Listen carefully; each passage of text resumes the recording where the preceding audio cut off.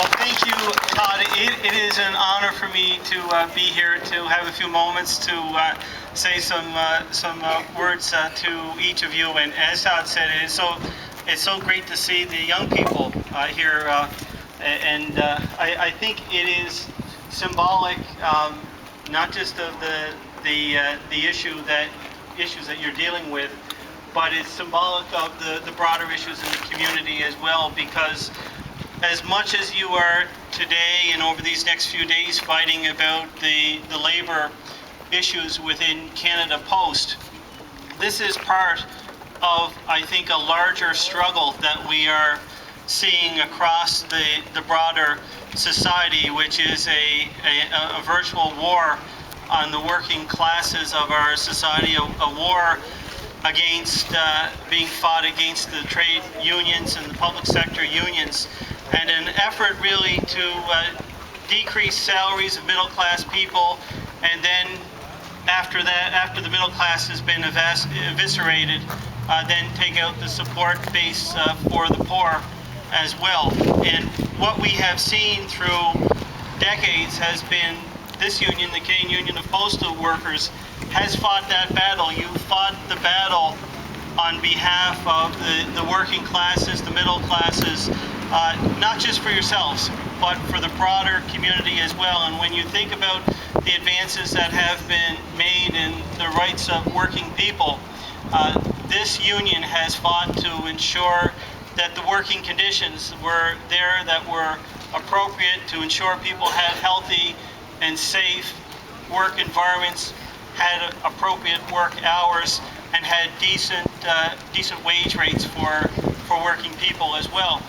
You fought that battle, engaged in really difficult battles throughout the years, not just for yourselves, but for all of the society, for people who've seen what you've achieved and they've emulated that, and you've installed rights not just for the postal workers, but you've led the way to ensure there are adequate working conditions for working families across our whole country. And so I'm here not because I have any direct contact with postal workers, although I have many close friends that are in fact postal workers, but to tell you that there are many hundreds and thousands of people in our own community and across this country that understand that this issue goes beyond the postal workers. This issue is about the whole of the society and protecting working families from one end of this country to the other.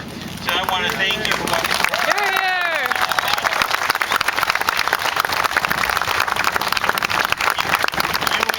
You engage in that battle on behalf of everybody, but there are enormous challenges in terms of what is happening with government across our country and across North America right now.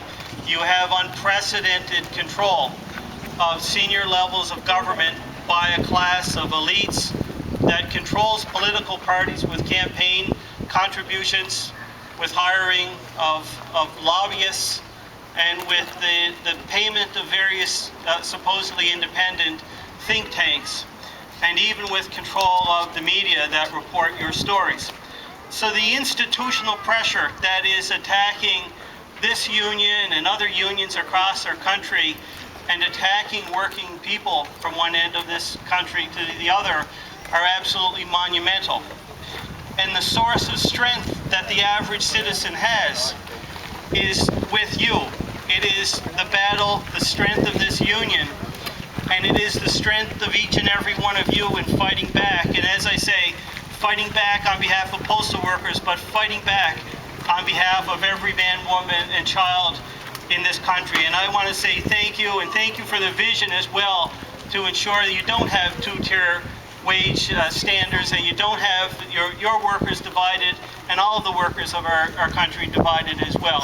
It takes great courage to go up against those odds, against those institutions. And I want to commend the leadership here, and you've got tremendous leadership in the postal workers, and thank you for the leadership of each and every one of you for engaging in your struggle here today. And I just want to say that I'm here with Councillor Lee McNeil, and she is also a determined supporter as well of everything you do. I did speak with the MP as well for a few moments briefly before I came here, MP Eiking. He indicated that in Parliament coming up this week, he and his party are going to oppose the legislation mandating return to work. And so I certainly extend my appreciation to him on that, with respect to that determination. But just in summary, I guess, thank you. I hope everybody has a great day, at least today, in terms of getting your message across to those in power that can make I guess, hopefully chart a better course in the future. Thank you all.